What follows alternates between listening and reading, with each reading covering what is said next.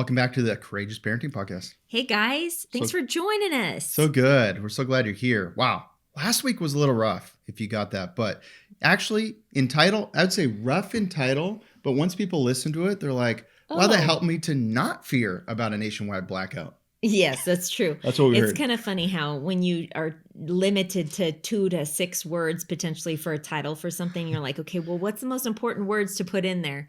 It can leave people thinking that it's something that it's not, and vice versa, right? And so we obviously, if you guys have been listening any length of time, we've got over 285 podcast episodes, and we're staying true to who we are here at Courageous Parenting and Be Courageous Ministry, and we're just so thankful that you guys are here, that you're supporting us, whether that's through sharing, commenting on the podcast areas, or even on our YouTube channel, which, that's kind of fun. Today, if you're watching the YouTube video, you might be wondering about Isaac's eye. I got an extreme sports injury. It's true. What were you doing, babe? Spike ball. With the teenage boys. Yeah, I got punched in the face by one of my sons. But, on accident. We play intensely. I mean, they are so good. They're getting trained by the experts in the area, and just trying to keep up with them, it takes all of me. I was pretty sore today. Not only the partial black eye, puffy eye. The brain fog and headache that goes with it. Hey, you can check it out on YouTube if you want. But one of them just subscribe. I mean, my eyes naturally droop a little bit, puffy up here, but now it's a little extreme. It's like you have purple or pink this eyeshadow. Isn't about me. Let's keep going. No. So, but yeah, excited to do this. We're talking about food supply crisis, but not in a fear-based way. Instead, a practical way. Like, hey, this is obvious. This is not a conspiracy theory. They are saying that they don't want people eating meat. They are saying that they want to restrict things. They are putting things in the food supply on purpose. Mm-hmm. There are goals written down by powerful people that want to depopulate the earth because they idolize this climate crisis theory. You just said something super controversial. That there's people purposefully trying to depopulate, but they're unapologetic about it. It's everywhere. Whether they're doing it or not, they're saying that that's a goal. I mean, anyone who is like, I'm just going to be really honest. We are super unapologetically pro-life here. So anybody who is for abortion, in our mind, they are depopulating the earth, right? There's murder is occurring. I'm just being very blunt. But the reality is you've got tons of lawmakers and people who are not elected leaders that is their mentality, is a less of a population. Of course, they claim that it affects climate control. There's all kinds of things. Interesting enough that carbon dioxide is needed in order to produce good, lush plants and food and so forth. Some people think on that, even though that's not, this is relevant. Yeah. There's scientists that are coming out, really reputable ones, and thinking that, in the times of the Garden of Eden, there was way more carbon dioxide because there would have to have such lush vegetation. The tropical rainforest type of environment, what we all envision. But it was perfect then. Earth was perfect. We live in a fallen world now. And part of that fallen world is that there's chemicals, there's pollution in the air, which I'm sure that you guys agree. Yeah, there's pollution in the air. That's an obvious, right?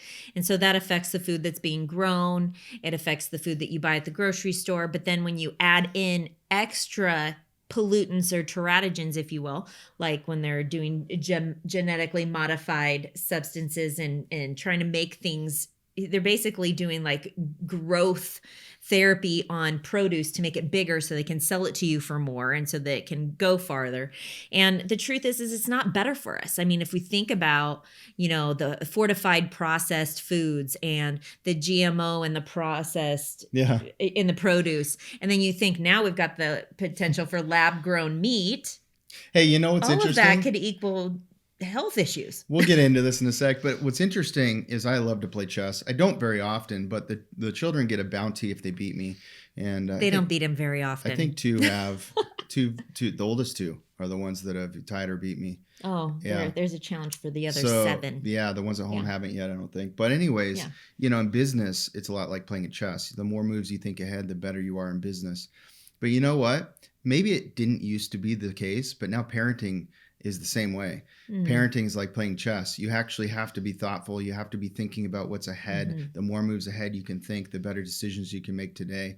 Parenting today takes courage and it takes foresight and it takes vision more than ever, more than any previous generation. So no matter what you've experienced, you've got to be, let's face it, you got to be a little better. You got to be a little more resilient. You got to be a little more in tune with the Bible than previous generations. Well, I think that previous generations needed it just as much, actually. I just think that they were fighting different challenges.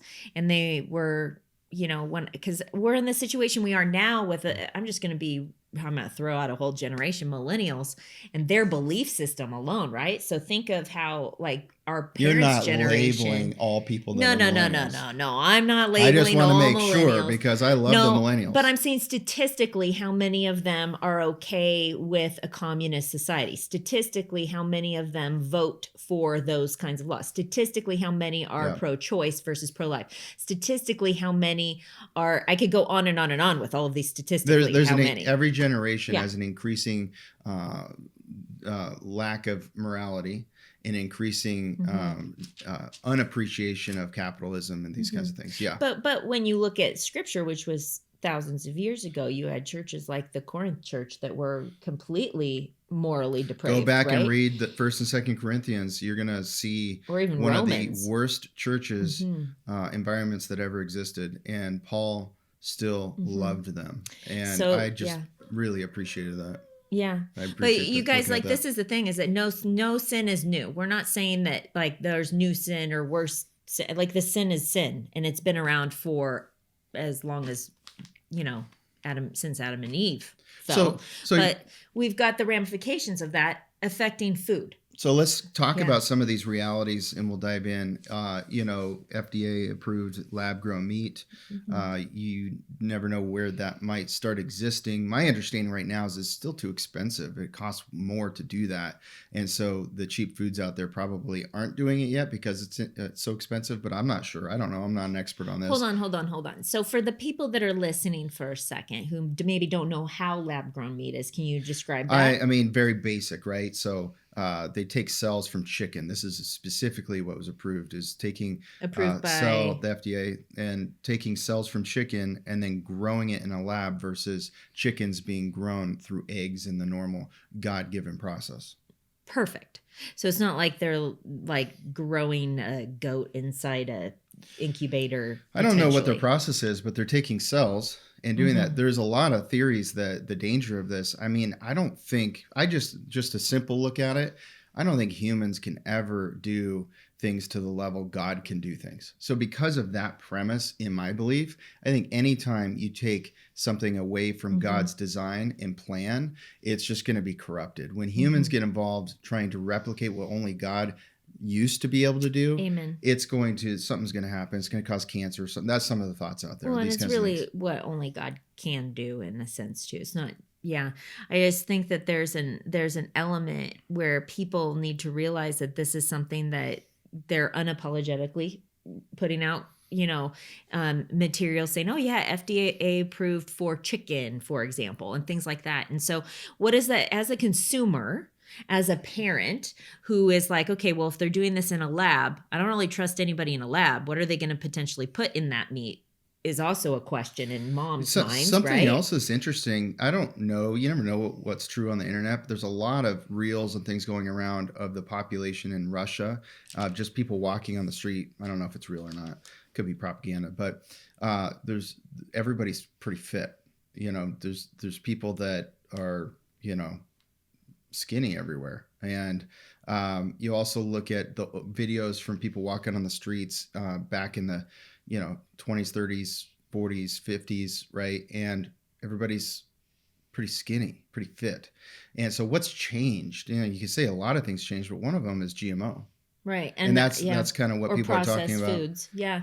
And I think there's a lot of different elements. In Russia outlawed GMO, by the way, which makes that point. but I don't know if it's real. Yeah. Well, we also know that, 40s, 50s, that's when you see technology starting to come about. I remember my dad talking about when the first TV was invented and he was a kid and watching TV for the first time. And so that obviously becomes like a form of entertainment, whereas kids used to be running around the backyard playing with sticks and rocks and playing baseball and so forth. And we got to do a whole episode on video games, by the way. That's coming soon. Yeah. But anyways, let's dive in. Yeah. Okay. So you guys, today, we get that there is a need for this conversation because think back to 2020. What happened when COVID hit during that U.S. election in 2020 and in 2021? There was a shortage of eggs. We were limited to one carton of eggs per family, and there was 9 of us living at home. I don't know about, do you have pivotal points, you listening? I'm glad you brought it up, Ange, because pivotal points make action. And one of the pivotal points was eggs for me. Weirdly enough. It was the thing for us. It was the thing. It was like, I remember going to the store to get a dozen eggs, a major department store, and there was very few left. There was people kind of starting to huddle around the eggs, and it said 1 dozen per family. And I remember thinking, that's going to be half of one breakfast for our large family. Right. And of course, a lot of people in the world will go, well, you shouldn't have so many kids, right? In that kind of situation. And I would go, well, actually, the efficiency per person in our household is higher than other households. You're talking about like carbon footprint. Well, that, but also, when you make eggs, there's less waste because you're making in a group and less fuel to cook it. I could go into this, but anyways, on a per person level, we're very efficient. But we do need 24 eggs to eat breakfast. No, it's true. And I'm like, whoa, wait. Hold the horses here. We got to create change. We were living in a neighborhood at the time. We got to create change. And we were living also where you couldn't grow things. Yeah. So that was a big wake up call. It's like, I don't want to be controlled like this. I got a big family. Yeah, it was a big deal. And then there were other things that went out of stock. If you remember, I'm going to make you laugh, toilet paper and paper towels, right?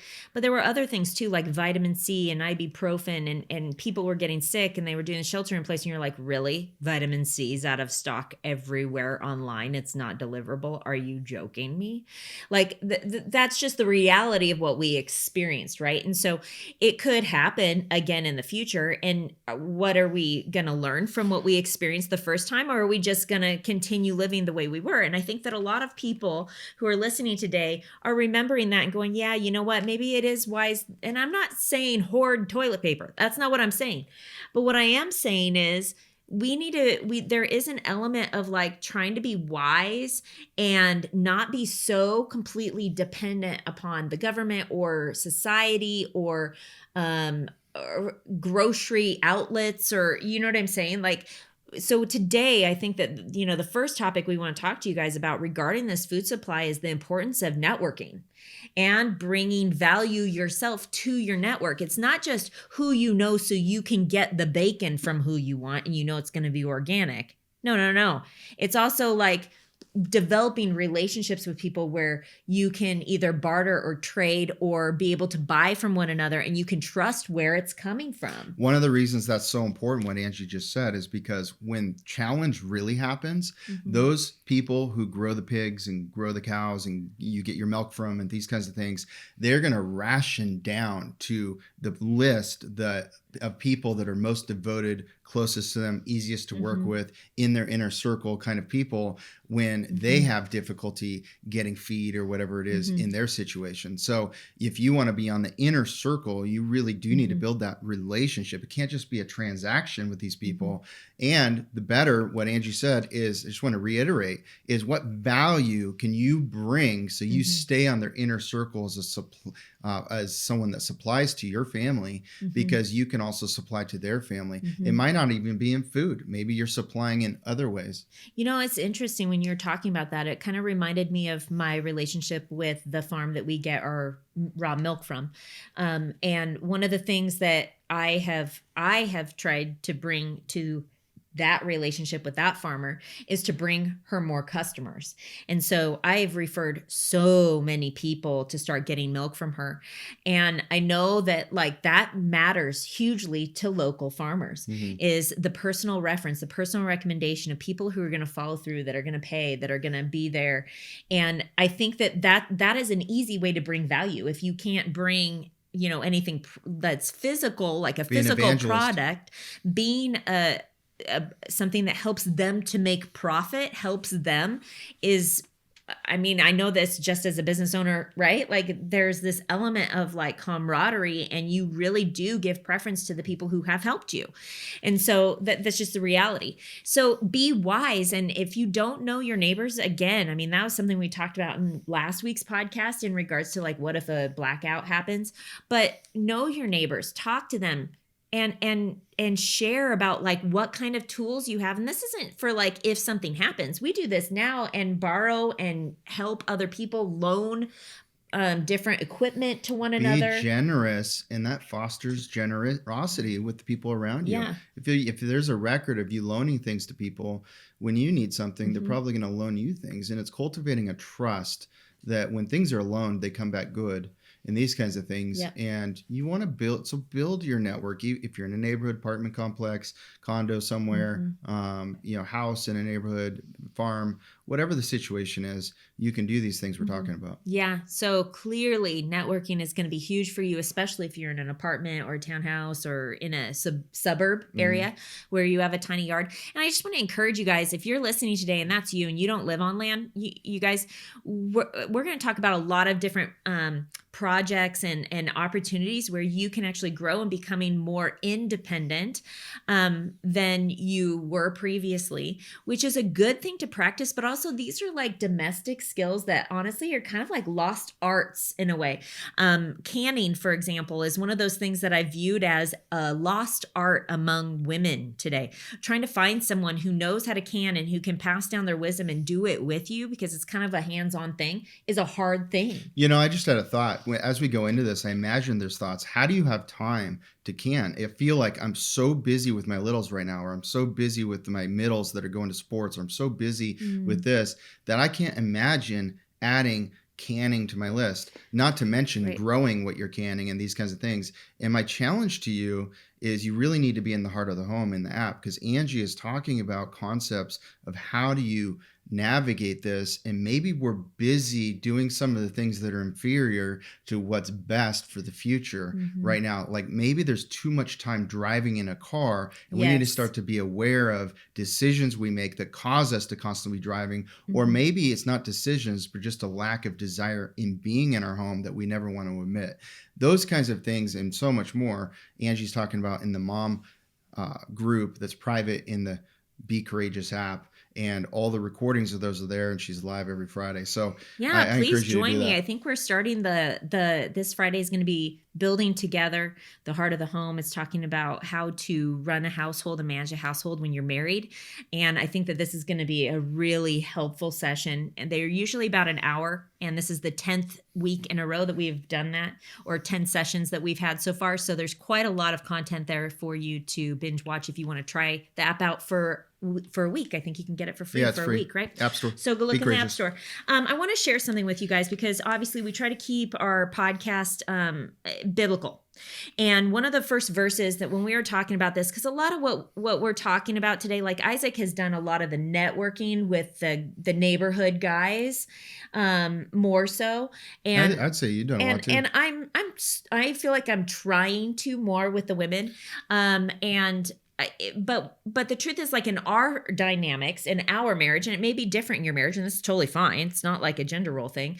I tend to do more of the growing of the food, but I love gardening. Like I think there's like farmer in me or something. I just love being in the dirt and growing. When you were gone for a few days, I was in charge of the garden. By the way, I did a fantastic job. He did a great job. Nothing died. The one thing that I failed at, and is just a knack that she has, is finding these grubs, finding bugs. Oh, the hornworms. I was like, okay, it's on my list to find these grubs. And I look around, I saw hardly any grubs while I was watching the garden. They will camouflage themselves on the leaves. And she goes in there and boom, boom, boom, boom, boom, boom. I'm just like, feed them to the chickens. We all have different gifts. That's true. So anyway, a lot of what we're talking about today is that, but you brought up a really important topic, which goes along with this Proverbs 31:25 that I want to share with the women. So Proverbs 31, I was actually going through a huge portion of this in the very first live that I did in the Heart of the Home. But verse 25 says, strength and dignity are her clothing, and she laughs at the time to come. So obviously this is talking about character. Strength, dignity, spiritual maturity are what are helping her to have a confidence about what is coming in the future or what potentially could come in the future. Here's the reality. We know from scriptures like the wise man who builds his house on the rock and the foolish man who doesn't, right? Which is actually about hearing what the word of God says and doing it, applying it to your life versus hearing and not applying it. But we know from that scripture that hard times, winds, rains, floods, snow, sleet, all those things are potentially they are gonna hit regardless of if you're a wise man or you're a foolish man. What happens is your house either stands or it falls based upon if you're wise or foolish. And isn't that true about life? Like hard times will potentially hit at any given time. It's not necessarily dependent upon a world crisis happening, right? And so for the wise woman who's building her home to understand the importance of being able to be somewhat of a visionary and go, you know what? Like here's a real basic one, being more frugal. You see that mustard is on sale, like massively on sale. And you could buy 6 of them and it would last you 6 months, 1 mustard per month. And you could spend the same amount as you would if you were to just buy 1 mustard on a month when it's not on sale. What do? Do you just take the discount and have a smaller bill, or do you stock up on those mustards and have 5 in your pantry and not buy mustard and end up saving yourself 6 times the amount you would have spent in the course of 6 months? For me, I would buy 6 mustards because I know it's going to save me, right? Mm-hmm. And so there are things that you can do regarding what you're practically doing that would, in my mind, follow under being wise, having vision. Well, is the price going to potentially go up next year or on certain things based upon what's happening in the world? We've had so much inflation the last 3 years regarding food. So when you see things on sale, taking advantage of them versus not is good. But here's the thing. Proverbs 31:25 is just one verse in an entire chapter in an entire book. And that entire chapter actually gives accolades over and over and over again, making a point to show how hard the Proverbs 31 woman is working at growing her food, having food for her. She provides food for her household. She rises while it is yet night and provides food for her household and portions for her maidens. Verse 15. She opens her hand to the poor and reaches out her hands to the needy. Verse 20.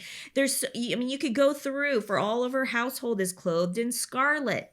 She's not afraid of the snow for her household. She is thinking about what is the next season that's coming, and I'm going to make sure that we have warm mittens because snow is right around the corner.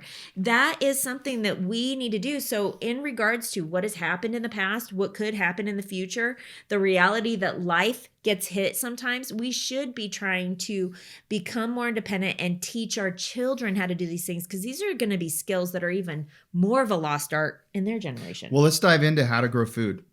You may know how to grow food, but this might just be reminders. It might be encouragement, since right now is the beginning of this process. And you can go ahead and keep on it. Okay. Thank you. Mm-hmm. Beginning of the process and growing seeds, and having seeds the next year you didn't have to pay for, and these kinds of things. And then what to grow and how to understand your soil and these kinds of things are really, really important. We just want to take a second to share the Parenting Mentor Program with you. Over 3,000 parents have had their legacies forever impacted. I mean, it is incredible what God's doing with the Parenting Mentor Program, the self-paced program at courageousparenting.com.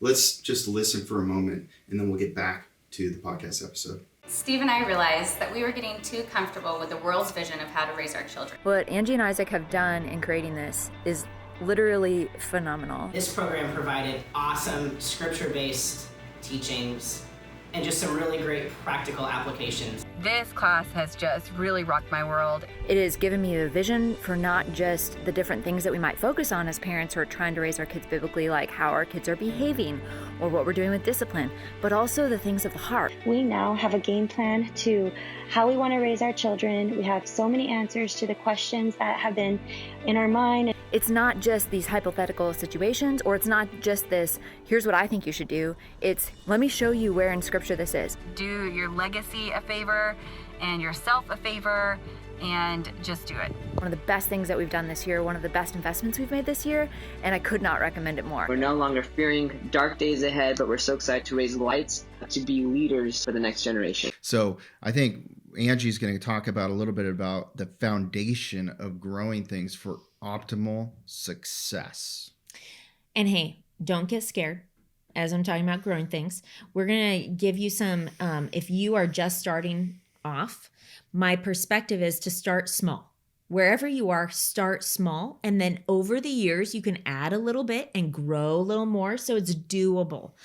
So we're going to start super basic. But for those of you who maybe have already been growing your own seeds, that's the first part of this, growing your food, right? You can go to places and purchase starts, right? Vegetable starts. And they're, between 2 inches tall, and I mean, you can get really big ones that are 12 inches tall, but a lot of times people will go to Home Depot, or they'll go to these local garden centers, and they'll buy starts of different things, and they may not use an entire package, right? Which, can I just say, if that's you and you know a neighbor that wants to also garden, I would recommend going to the garden center together and discussing and trying to make a plan to where it's like, hey, I'll buy this package and I'll split it in half with you, and you buy that package and we'll split that one in half. And there are ways to make it cheaper so that you're not wasting food and wasting money. Okay. That's one little tip. Another tip is that if you really want to save, really starting your own seeds is not that hard, and it'll save you a lot of money. A package of seeds is typically between $2 and $6, depending on how many seeds you're buying. You can also buy bigger quantities, which makes the seed per seed cheaper, but they're more expensive for more, right?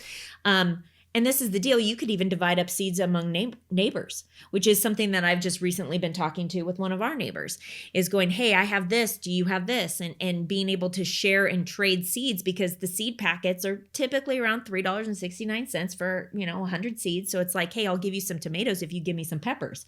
And so there's a way that you can go around this to where it doesn't have to be hundreds of dollars in seeds.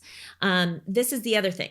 When you're growing your seeds, one thing that is super important to know, when you buy a package of seeds, it's very few vegetables where the seeds are only going to last 1 year, meaning you need to plant them that year. I don't know if you knew this, but the majority of seeds will on average last you 3 years. So like for me, I think I bought 2 tiny packages of seeds this year. That's like $6. You guys, $6 is what I'm going to be spending on my garden, Lord willing. And last year, she got over 3,000 pounds of vegetables from the gardens. That's right. But last year, I did spend probably $90 on seeds because I hadn't bought any yet, right? However, what's interesting is, for those of you who have been following along for a while, we harvested about 900 pounds of potatoes. And it's funny, I only bought $15 worth of seed potato because I had organic potatoes from the year before that we had cured and been using. And then some of them started to go to seed, and I saved them and kept them in a way that you can keep them with straw or sand. And then I planted those, and that was our entire seed potatoes for 2 61-foot by 4-foot rows. And we were able to harvest 900 pounds. And the majority, I would say 95% of that was just from the potatoes that went to seed. So if you buy organic in the grocery store and you have your potatoes long enough, you'll start seeing them have little eyes coming on. That's them going to seed. And you could actually plant that potato, and it will give you between 7 and 20 little potatoes off of that potato. Isn't that incredible? And so don't ever throw a potato away. All you need is like a little, put it in a hole, a basket. You don't even, you can do it in your ground, but you can also do it in any planter that you want, as long as it's deep enough. And really, they only need to have like 12 to 16 inches deep. And so imagine if you weren't buying potatoes. Well, that was us this year. We didn't have to buy any potatoes. We did verify that Idaho has incredible potatoes. It is true. But it's the same thing with like onions. You can cure them and have them all throughout the year. We had 266 pounds of onions. But you guys, you know what that came from? That was from going to the local D&B, which is similar to a Tractor Supply Co., and seeing for $6.75, they had a bag of 100 onion bulbs. And I just put them in the ground. And they all just grew great. I think I lost 2 total. How do you make sure they didn't come from GMO? I guess they all do, don't they? Well, no, they don't all. And when you go to places that are like D&B, for example, they're much more conscientious about organic and not doing GMO. And so they'll oftentimes carry only seed packets from companies that have heirloom varieties, and they're really careful about that. But you've got to find your place that's in your place. I think that's just in our place. That's just in Idaho. Check. But you can ask and you can look around. But hey, ordering online. Online, there's Eden Seeds. I love theirs, Territorial Seeds. I've bought from them for probably 15, 16 years that I've gardened. There's so many online that are popping up. But here's the really cool part. You can save money in the future by taking your fruit and harvesting the seeds out of them and drying them, letting them dry on paper towels. And after about a week, they're dry, and then you just put them in a little plastic bag or a mason jar if you have a whole bunch, and you plant those seeds the next year, and you're good to go. But there's something really unique that Angie taught me that I think is fascinating. What is this? Which is that next year, when you have your own seeds, they're actually better seeds than the seeds you bought because they were grown in your soil, within your environment. You think that, and yes. so they have adapted a little bit to be even better for your environment because they came from your environment. Well, what's really cool about it is when you start gardening. I'm right? I think so. Yeah. I mean, I think that there's an element of a hardiness depending on your zone. So, I think that maybe I skipped a really important thing. So depending on where you live, the first step would be to find out what zone you live in. For us, we're 5B/6A. And so we have snow, we have a bipolar March. And so I have to watch this one mountain. And once it doesn't have snow on it, then I know I can put my Well, that was another tip outside, right there. Ask your local people what to watch for. Network. Because multiple people told us, people do it wrong. They just follow what's online. But you here in this specific place, you've got to look at this mountain. And once the snow is completely gone, and it seems to be right. It's interesting because I followed it the last 2 years. And we've had phenomenal gardens. Now, you learn every year, depending, like even within our property, there's different areas that have different types of soil. So the second thing after finding out your zone would be to test your soil. You can get a super simple $6 pH kit. In fact, this would be really interesting to teach your kids, have your kids do. They could take a little kitchen spoon outside, or if you don't want them using your nice silverware, get them one at a thrift store for 25 cents. Have them go outside, dig up a tiny little soil, and come in and do the pH and acidity test and see what minerals are in the soil. Send them out to a different part. Find out what part of your garden has the best, or part of your property has the best kind of soil for planting. And what's really cool about this is it's like homeschool science / agriculture. This is a very essential part that I think a lot of people skip because most soil, especially if it's been farmed before, or if you live in a neighborhood, you're going to need to amend your soil a little bit. But the truth is that you can get a food for your soil, for your starters and your seeds, that's literally called starter seed soil amendment, and you're going to be just fine. It's going to be good for your seeds. It's super simple. Here's the other thing. A lot of times people think about planting seeds and they're like, oh, what about all the equipment? That's an investment. I don't have a lot of money. Hey, why don't you pick your 2 or 3 vegetables that you and your kids are going to love? Just pick 2 or 3. Maybe it's green beans. What's another easy one? Carrots. Peas. Well, carrots can be easy for some people depending on where they live. They I can just be like 'em. harder. They can be harder. I've had a hard time with them. Last year was our first real good year, but I'm learning, even though I've been gardening for 23 years. Cucumbers were easy for you. Yeah, but they weren't when we lived in Oregon. So it's interesting where you live. So pick your 3 favorite vegetables, look up your zone, and evaluate, what would be the best 3 seeds to buy, and then just start simple. Just start with 3 things. And for those of you who have an apartment complex, or you're in a townhouse or in a house that doesn't have a backyard, I have the best solution for you ever. It's called the Green Stock Gardener. And we have used this tiered planter for years and years and years. I think we've had it for 3 years now, but before that I did like strawberry pots, which was very similar to that. And I had a different one, but this one is my favorite.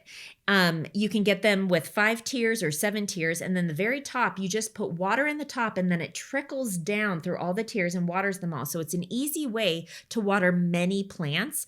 One year, I think I had 37 different vegetables or plants in my Green Stock Gardener. It took up like 2 square feet or Yes, maybe 3 and then square it just feet. went up. Yeah. And what was great about it is that I ended up getting the frost covering insulator bag that you can put over it. So I was able to start my seeds early, put it outside, put this cover over it, and then on hot days remove the cover. And it made a huge difference before we had our big garden. Just think about this too from a parenting perspective too, is we're feeling the urge to do this, right? Because of what's happening in the world. How much more important is it likely for your children to be good at doing this in their futures? That's true. And so no matter how much space you have, you can learn with the garden stock. There's a way to get that cheaper, right? Oh yeah. I mean, we've collaborated with them for years now. I think the code is Courageous Mom. If you just put Courageous Mom in your checkout, it's greenstockgardener.com, and you can find they have multiple different colors. They have all these different tools and things like that, but you could start small. If you only have a patio, this is a way for you to grow some vegetables. Let's say you just like strawberries and you get strawberry starts and you fill the whole thing with strawberries, or you just want to start with an herb garden so that you're not buying herbs at the grocery store and you put herbs all throughout it. There's so many different ways that you can use this. You use lettuce, you can put broccoli in it, green beans, all kinds of things. But the point of why I'm bringing it up is that there are easier ways. It doesn't have to be like what we're doing on our 6 acres where we have a 1/4 acre that we're doing a huge pasture area. And it doesn't have to be 1,000 square foot garden or any size. You can use pots to start learning how to grow vegetables. And I guarantee you, as you do it, it's one of those things where once you try homegrown veggies, you just have a hard time going back. It's really a wonderful thing. And when you figure out what is good for you to grow in your area, then you can that can be your thing. That can be your crop that you then can share with other people or trade with if you need to in the future. And let's say they pick the right soil, they understand their zone, they plant their seeds, they start watering it and these kinds of things. Still, even when they get those things right, there's a lot of people out there that get discouraged because it doesn't work out for them. And so what are the habits that you have that are lending towards success that you want to make sure they know about? I'm really glad you asked that question because I wouldn't have thought to share that in today's podcast, but you and I have had conversations about this. And really, I think the biggest thing is being diligent and dedicated. It takes daily time with your garden. Actually, when your seeds are first planted, you don't want the soil to dry out. You need to keep them moist, but not soaked. And so that takes daily going in and spritzing your seeds, right? It takes paying attention to the soil, maybe using a water thermometer to see if you're not able to, because you're not able to put your finger in or whatever, because maybe the pocket that you planted the seed in is too small for you to put your finger in. For us, some of the plants that we plant are that way. Another thing that is really important is that you are keeping your eye out for pests. You're looking for the bugs, the beneficial ones. You're taking time to look up the bugs and not just getting rid of every bug you see, because some are beneficial. I love seeing ladybugs. I love seeing praying mantis, worms. I love seeing certain bugs, but now when I see a hornworm, that's like enemy number one to me. I love seeing the spiders. There's certain bugs that you want to have in your garden, but there's certain ones that will literally kill every tomato plant in a matter of if you have 2 tomato plants, they'd be gone in maybe 2 days. So you're tending daily. Yeah, You're so a that you garden can see tender. what's happening. That's a gardener, not just a person who's gardening. interested. Yes, interested. You yes. can't just be interested. It's just like anything. An interested gardener doesn't usually follow through, but a gardener follows through. So you And have that's to who you own need that. to become. You just need to own that, and it becomes part of your daily routine. And if you have children, you do it with them. It's not that you need to find more time away from them to do this. No, you bring them with you. You teach them how to be careful with weeding. You teach them the importance of watering and making sure you're not overwatering things. And it's really wonderful. There's so much to this. We got some other things to talk about, and we have limited time. So one of the things I noticed you started doing in the homesteading group in the app is starting to literally, because people asked you to do this, literally showing them through video while you're doing your steps this year. Right. And So I just made soil for my seeds, because stores like Home Depot and Lowe's will sell a tiny 5-pound bag of this seed starter soil, and they'll sell it for $10. But if you buy ingredients like coconut coir, vermiculite, and perlite, and sphagnum peat moss, you can make your own in bulk quantity, and it can last you years upon years, actually. And it's way better, and it doesn't have chemicals in it.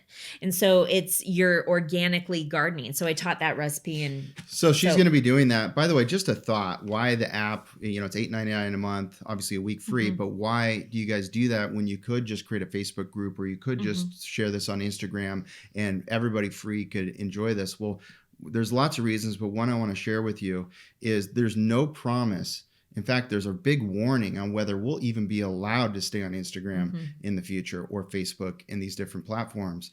And so from a production standpoint and time and energy standpoint, it takes a massive amount of effort, actually, to put this stuff out on a consistent basis. So it would be so devastating. Imagine you build libraries of content and all these things, and your heart is to just give it to people. It's absolutely our heart. But then it's just in a click of a button, someone that doesn't agree with us on something wipes it away. I mean, that could happen to our podcast, that and then could almost happen 300 episodes would disappear. Except they're all in the app. So we created something where we know that our investment of time, resource, and energy, and for the impact of it is secure. And so we're doing a lot of special things in the Be Courageous app. Like the homesteading also group. It helps support the ministry. Yeah. And we need that. We need the support. We can't just do free things, because it's way more than full-time effort now. We're having other people help and so forth, and that's expensive. So if you want to support the ministry and you want to learn along with Angie and you want to be part of Heart of the Home, all these things, join that. So there's another Bible verse that comes to mind as we're talking about seeds. It's Genesis 1:29. And God said, "Behold, I have given you every plant yielding seed that is on the face of all the earth, and every tree with a seed in its fruit. You shall have them for food, and to every beast of the earth." And it just continues on. And this is a verse that reminds us that we are tenders of what God has created here on earth, and teaching our kids some of the skills that go along with that are incredibly valuable, yes, but it's also part of God's call for all mankind to be able to take care of the earth. And this is not being a environmentalist, it's being a creationist, actually, and believing what God's word says. Here's another one that comes to mind in Psalm 104:14. It says, "You cause the grass to grow for the livestock, and the plants for man to cultivate, that he may bring forth food from the earth, and wine to gladden the heart of man." And then it just continues on. And it talks about oil and bread and other trees of the Lord. And anyway, it's just really cool cool to see multiple areas of scripture where God is talking about his creation and why he created it was for us to use, but also to take care of so that it can keep growing, right? When God sent the flood, he had animals go on the ark so that they could produce and fill the earth again later. And that is important to the Lord. Mm-hmm. And so when we're taking care of livestock, when we're taking care of the garden, we're taking care of the earth, and we're helping, and we're harvesting seeds out of the fruit that we grow and saving them and planting them again, that is God's work, actually. And there's so much beauty to be learned from the Lord in that process, and so many opportunities to teach your kids more about biblical principles. Here's one of them, actually. Proverbs 6:6-8 says, "Go to the ant, O sluggard, consider her ways and be wise. Without having any chief officer or ruler, she prepares her bread in summer and gathers her food in harvest," which is the next topic. Preserving food can be a big topic. We're not going to dive into too much, but when I say preserve food, people go, oh, well, I could maybe put things in the freezer, but beyond that, that's like way too hard to learn all of that. And I'm not talking about just canning. There are other ways, and I want to share those other ways with you. And so, yeah, do take advantage of the Be Courageous app, because there's things like you can freeze dry. That's not something that I've tried yet. I've also not tried smoking. Those are the two things I'm excited to try in the next year or two. But dehydrating, I love dehydrating. And guess what? Yes, I have a machine that I've had for like 16 years, but you can do this in your oven. You can get your cookie sheet out and use your oven, and you can dehydrate things. Not only that, but you can make bulk foods like granola. You don't have to buy granola at the grocery store. You can grow herbs that are perennials that you plant once and they come back year after year after year, which might be one of the easiest ways to get started with gardening, is picking a few things that you know are going to come back, like strawberries, rhubarb. Maybe you do peppermint if you have kids that get stomach bugs in the wintertime, and you do something that's super simple. You use a hanger and you cut some peppermint in the summer and you hang it with some twine in your closet and you let it dry. Or maybe you get out your clothes drying rack like I did, and you have peppermint and chamomile and echinacea and all these different tea, leafy herbs drying, and you put them in mason jars and use them for tea, and then you don't buy tea. I love the industrious look in our house sometimes, because right now we've got these racks, metal racks, in where a little nook is, our kitchen and nook, with grow lights and so forth, because we don't have a greenhouse yet. No. We haven't been able to afford that yet.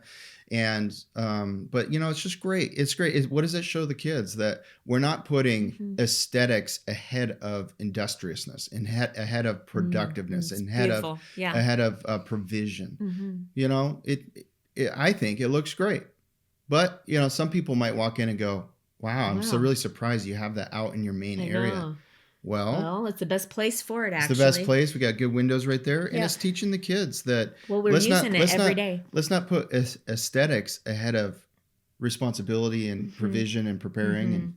Well, and I do think, one tip for the people who are having a hard time finding time to do it, here is the biggest tip. Have your seeds where you are going to be. When we did the seeds out here in the studio, I had to come out here every day to water those things. So it did take time of like, hey, can you watch your siblings for about 20 minutes so I can go water everything? And I'd bring another kid, and or sometimes there were 3 of us out here, and it would still take us 20 minutes just to water everything because we had so many seeds growing. But now that they're in the house, it's like I can do it right there with the littles, and they're doing it with me, and it's really fun to start seeing stuff sprouting up. They get excited about, they're learning.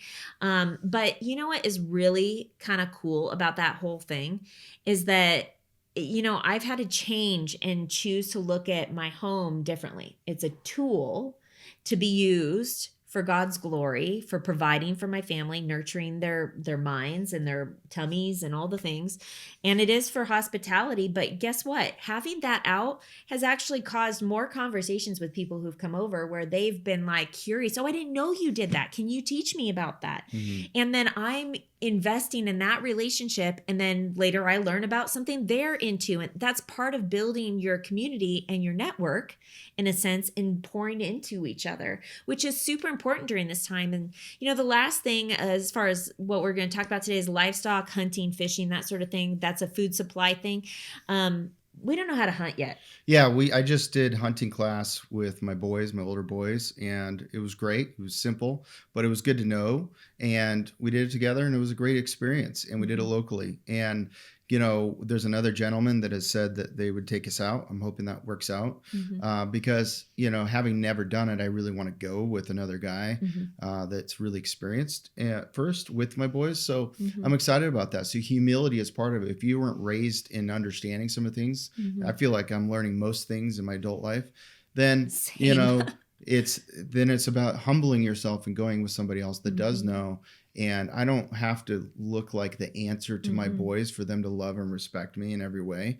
And I'm okay with that, I think it's also good for them to try new things, even when you are older, without knowing for sure if you're going to succeed at something or not, right? Like imagine a world where you're not wanting to do something because you're afraid of failure and then you think it's a waste of time. Well, aren't the best lessons learned through failure? I mean, I've been gardening for 24 years. I remember when we had our apartment and I had our tiny little strawberry pot and I put herbs in it and I had my little seed thing and I failed miserably. All those seeds did not come up at all. And I was really scared to continue doing seeds. And so for years I bought starts thinking I'm not diligent enough. I don't remember to go out there every day. And it was a complicated thing. But then a year came along where I had a kid that was really interested in gardening. And we had that tiny greenhouse in the vineyard. You remember that? And we went out there every day together and it became a really sweet time that Drew and I had together. Now he's 17 and he's still the one that I asked him the other day. I was like, yeah, I'm so thankful to have you helping me. And he was like, well, it's the best way to spend time with you, Mom. And it was just really sweet that he has fond memories of us gardening together and that's part of why he enjoys it. And that just really melted my heart. And so I share that with you because it can be something that is a deeper relationship building experience. It doesn't have to be this busy work that pulls you away from the heart things. So try to go about it with an eternal perspective, have grace with yourself. And when you failed, it's a lesson learned. I'm so excited about that experience of getting an elk and being able to haul that out and learning how to do that. And then being able to, process the meat, potentially, maybe we'll have someone do it, but just that whole process. And then knowing our freezer is full and all we had to do is buy a tag and go take initiative. And that's gotta be a good feeling. I know a lot of you guys that are listening could probably relate to that already. That's not something I can, but I'm excited about that. I think that too, this last one could be a whole episode because there really is an agenda to rid our ability to eat meat. And it's so bizarre. It is like the enemy tries to turn everything upside down, right? What's good, he turns into bad. He wants to make people believe it's bad, right? It's a counterfeit. It's a counterfeit. He's the schemer, a liar. And so you see these things regarding meat. Meat is a good source of protein. The Bible says that, we are to steward the land and the animals well, but it is okay for us to hunt them for food. And it's so important that we embrace that, I think. Now, if you don't eat meat, it's okay. We still love you. No problem. You have your reasons and so forth, but it is a really important thing. And where your meat comes from is going to be a compelling thing. Like right now, it's kind of important. I mean, I pay attention at the grocery store, but I'm pretty careful. At some point, there is the potentiality that you literally can't go to any grocery store because it's illegal to sell meat unless something's been done to it. Like vaccinated or something. It could be a future with their motivations and agenda down the road where you can't find real meat in the grocery store because they want meat to come from places where animals aren't farting, basically. That's the thing, funny. Right? It's so That's funny. it. Isn't that it? For cows, yes. But, there's a bigger agenda behind it for sure. I think that when it comes to livestock, knowing people who have skills and wanting to learn is a good thing. But as long as you're not making that a huge hurdle that prevents you from actually doing something, because doing it is actually going to teach you more than a class ever will. And so while classes can be good and reading I'm very much into reading books. Books are kind of I think it's a lost art also to want to read books. Everybody's into watching a short reel to learn a hack or whatever. And there is some fun in that.